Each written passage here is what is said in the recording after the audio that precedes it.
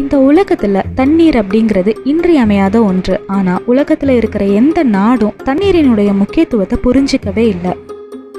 தண்ணீருக்கான பிரச்சனைகள் நாடுகளுக்கு நடுவுலையும் மாநிலங்களுக்கு நடுவுலையும் ஊர்களுக்கு நடுவுலையும் நடந்துக்கிட்டே தான் இருக்குது. 3ஆம் உலக போர்னு ஒன்று நடக்குதுன்னா அது தண்ணீருக்காகத்தான் இருக்கும். புவியோட நீர் பரப்பானது 71% நீரினால் சூழப்பட்டிருக்கு. அதில் 97% கடல் நீர். மிச்சம் இருக்கிற 3% நீரை தான் மனுஷன் தன்னுடைய தேவைகளையும் பூர்த்தி செஞ்சுக்கிட்டு விவசாயம், தொழிற்சாலை, மின் உற்பத்தி, சுரங்க வேலை, கார் தயாரிக்கிறது, குளிர்பானம் தயாரிக்கிறதுன்னு எல்லா விதமான தேவைகளுக்கும் பயன்படுத்திக்கிறான். மனுஷன் ஒரு நாளைக்கு 500லிருந்து 1000 லிட்டர் தண்ணீர் பயன்படுத்துகிறான். நல்ல தண்ணி கிடைக்காம தூய்மையற்ற தண்ணீரை குடிக்கிறதுனால காலரா போன்ற நோய்களால் பாதிக்கப்பட்டு உலகத்தில் 4.5% பேர் இறந்து போகிறாங்க. உலக அளவில் நீர் பற்றாக்குறையானது பரவலாக 40 நாடுகளில் காணப்படுது. அதில் முக்கியமாக இந்தியா, பாகிஸ்தான், வங்கதேசம், மியான்மார், வெனிசுவேலா, தென்னாப்பிரிக்கா போன்ற நாடுகளின் நீர் பற்றாக்குறையானது அதிக அளவில் காணப்பட்டிருக்கு. இப்படி மனுஷனுடைய சுயநலத்தினால காணாமல் போன ஒரு கடல், அதாவது ஏரி தான் அது. ஆனால் அதை கடல்னு சொல்கிற அளவுக்கு அது ரொம்ப பெருசாக இருந்திருக்கு. அப்படி காணாமல் போன ஒரு ஏரியை பற்றி தான் பார்க்க போகிறோம். ஆரல் கடல். கடல்னு அழைக்கப்பட்டாலும் அது உண்மையிலே மிகப்பெரிய ஏரி. கிட்டத்தட்ட 67,300 ஸ்கொயர் கிலோமீட்டர் பரப்பில் கடல் போல பறந்து விரிஞ்சி அமைஞ்சிருக்கு. இதனுடைய பரப்பு கிட்டத்தட்ட தமிழ்நாட்டின் பாதி அளவுக்கு மேலே இருக்கும். ஆரல் கடலானது எங்கே அமைஞ்சிருக்குன்னு பார்த்தீங்கன்னா உஸ்பெகிஸ்தானுக்கும் கஜகஸ்தானுக்கும் நடுவில் அமைஞ்சிருக்கு. இந்த கடல் வெறும் 40 வருஷங்களில் மனுஷனால் காணாமலே ஆக்கப்பட்டுருச்சு. இந்த கடலின் கரையோரத்தில் நிறைய கிராமங்கள் இருந்திருக்கு. ஒரு வருஷத்துக்கு 10,000 டன்களுக்கு மேலே மீன்கள் பிடிக்கப்பட்டிருக்கு. பல லட்சம் மக்கள் இந்த கடலை நம்பித்தான் வாழ்க்கையை நடத்திட்டு இருக்காங்க. இப்போ இந்த கடல் சின்ன குளம் போல காட்சியளிக்கப்படுது. இந்த ஆரல் கடல்ல நீர் வத்தி போனதுனால மீன் பிடிக்க பயன்படுத்தப்பட்ட கப்பல்கள் எல்லாம் அங்கங்க துருப்பிடிச்சு பாலைவனத்தில் நிறுத்தி வச்சது மாதிரி இருக்குது. இன்றைக்கி இருக்கிற டூரிஸ்ட் எல்லாம் ஃபோட்டோ எடுக்கிறதுக்காக ஆரல் கடலுக்கு போய் பார்க்குறாங்க. அவங்க யாராலையும் இந்த இடத்துல கடல் இருந்திருக்கு அப்படிங்கிறத நம்பவே முடியல. ஏன்னா கடல் இருந்ததுக்கான தடயமே தெரியலையாம். பாலைவனம் போல தான் இருந்திருக்கு. இந்த ஆரல் கடல் பாலைவனமாக மாறினதுக்கு முக்கிய காரணமே மனுஷன்தான். மனுஷனுடைய பேராசை தான். இந்த ஆரல் ஏரிக்கு கிர்கிஸ்தான் நாட்டில் இருக்கக்கூடிய பாமிர் அப்படிங்கிற மிகப்பெரிய மலைத்தொடரில் இருந்து அமுதாரியா, சிறுதாரியான்னு 2 ஆறுகள் மூலமாக ஆரல் ஏரிக்கு நீர் வந்துட்டு இருந்திருக்கு. இந்த 2 ஆறுமே நமது இமயமலையில் இருந்து வர்ற கங்கை, பிரம்மபுத்திரா போன்ற மிகப்பெரிய ஆறுகள். ஆண்டு முழுக்க இந்த 2 ஆறுகள் மூலமாக தான் ஆரல் கடலுக்கு தண்ணீர் வந்துட்டு இருந்திருக்கு. ஆரல் கடலினுடைய நீர்மட்டம் குறையாமல் இருந்ததுக்கும் இதுதான் காரணம். மீன்களும் நிறைய கிடைச்சிட்டு இருந்திருக்கு.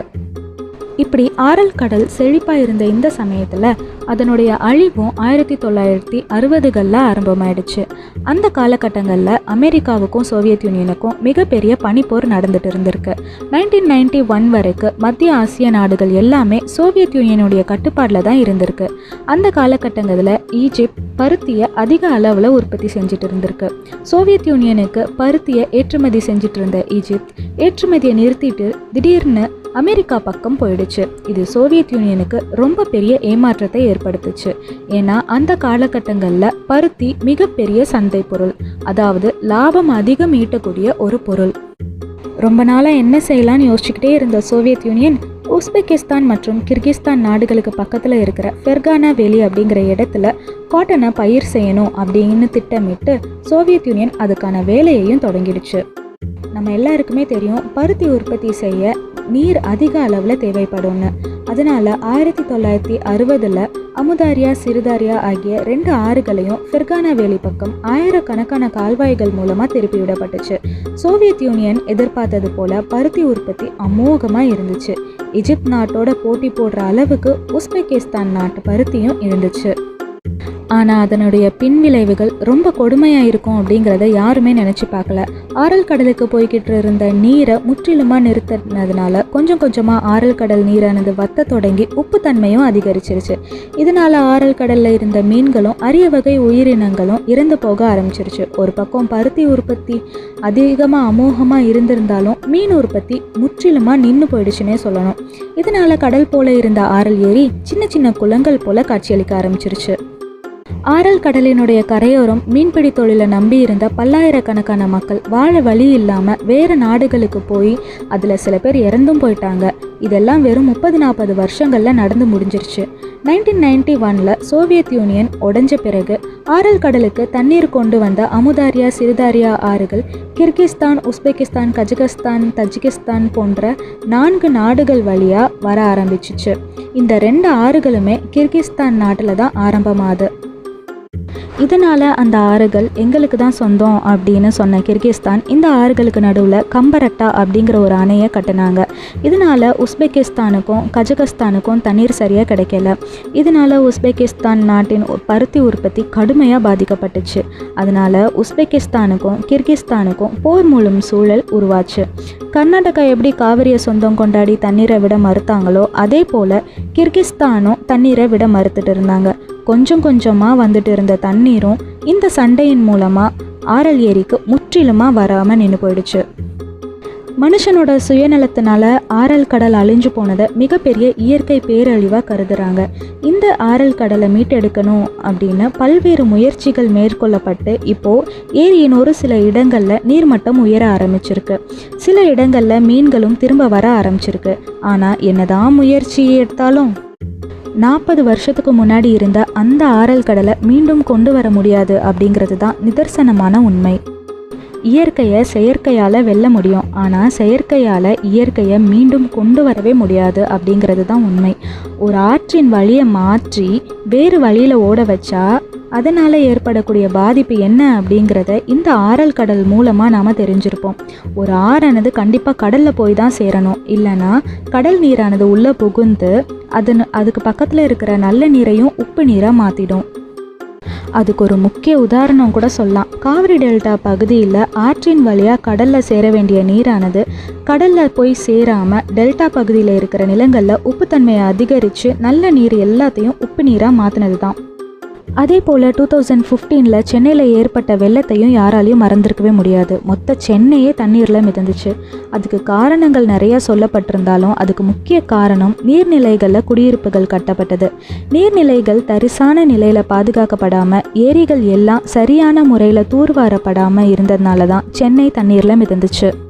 அப்படி 2015 என்னதான் சென்னை தண்ணியில் முங்கி எந்திரிச்சாலும் 2016-17 சென்னை மிகப்பெரிய தண்ணீர் பஞ்சத்தை சந்திச்சிச்சு. இன்னும் சந்திச்சுக்கிட்டே தான் இருக்குது, நாளைக்கும் சந்திக்கும். ஏன்னா ஏரிகள் குளங்கள்லாம் சரியான முறையில் பராமரிக்காத வரைக்கும் தண்ணீர் பஞ்சமானது குறையவே வாய்ப்பில்லை. இதே நிலைமை தொடர்ந்துட்டு இருந்துச்சு அப்படின்னா சவுத் ஆஃப்ரிக்காவில் இருக்கிற கேப் டவுன், அதாவது உலகத்தினுடைய முதல் தண்ணீர் இல்லா நகரம், 0 டே அறிவித்தது போல் நம்ம நாட்டிலும் அறிவிக்க ரொம்ப நாள் ஆகாது. நீர்நிலைகள் மற்றும் நீர் ஆதாரங்களை காப்பாற்ற வாய்க்கால்கள், குளங்கள், ஏரிகள் போன்றவைகளை தூர்வாரி அதை பார்த்துக்கிட்டாலே போதும் தண்ணீர் பற்றாக்குறையானது முற்றிலுமாக குறையும். ஆரல் பேரழிவை போல் மறுபடியும் ஒரு பேரழிவை இந்த உலகம் சந்திச்சிடக்கூடாது அப்படிங்கிறதுக்காக நீர் வளத்தை கண்டிப்பாக காப்போம் அப்படின்னு ஒருத்தரும் உறுதிமொழி எடுக்கணும். இந்த வீடியோ முடிக்கிறதுக்கு முன்னாடி ஒரே ஒரு விஷயம் சொல்லணும்னு ஆசைப்பட்றேன். இயற்கையினுடைய பாதையை மனுஷன் மாற்ற நினச்சான் அப்படின்னா அது இயற்கைக்கு சின்ன அழிவு கூட கிடையாது, மனுஷனுக்கு தான் அது மிகப்பெரிய அழிவாக மாறி மனுஷனை துரத்தும். இந்த பேரழிவில் இருந்து தன்னைத்தானே காத்துக்கொள்ளணும் அப்படின்னு ஒரு மனுஷனும் உறுதிமொழி எடுக்கணும். சேவ் வாட்டர் அப்படின்னு ஒரு கேம்பெயின் வந்துச்சு. அதில் நம்ம வீட்டில் செலவழிக்கிற தண்ணி, மனுஷனுக்கு ஒரு நாள் தேவைப்படுற தண்ணியை எந்த அளவுக்கு குறைக்கலாம் அப்படிங்கிறத பார்த்தோமோ அதே போல் கொஞ்சம் வெளியே வந்து ஆறு, குளம், ஏரி இந்த மாதிரி இடங்களையும் நம்ம தான் பாதுகாக்கணும் அப்படிங்கிறத முடிவு செய்யணும். இதுக்கு நம்ம என்ன செய்யலான்னா ஆறுகள், ஏரிகள் எல்லாம் தூர்வாரி சுத்தம் செஞ்சு மழை பெய்யும் போது நம்ம அதில் தண்ணீர் சேமித்து வச்சுக்கிட்டோம் அப்படின்னா தண்ணீர் பஞ்சம் இல்லாமல் தடுத்துக்கலாம். வருங்கால சந்ததியினருக்கும் தண்ணீர் பஞ்சம் இல்லாமல் பார்த்துக்கலாம். அப்படி இல்லாமல் அங்கே பிளாட் போட்டு வீடு கட்டி வாழணும் அப்படின்னு இயற்கை அழிக்க பார்த்தோம் அப்படின்னா இயற்கை அழிஞ்சு போகிறதோட சேர்த்து செயற்கையான நம்மளையும் சேர்த்து அழிச்சிடும் அப்படிங்கிறத மனசில் வச்சுக்கலாம். மீண்டும் ஒரு நல்ல தகவலோட அடுத்த வீடியோவில் சந்திக்கலாம்.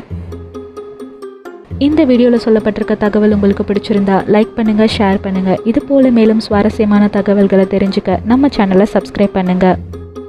உங்கள் கருத்துக்களை கீழே இருக்க கமெண்ட் செக்ஷனில் தெரியப்படுத்துங்க. மீண்டும் சந்திப்போம்.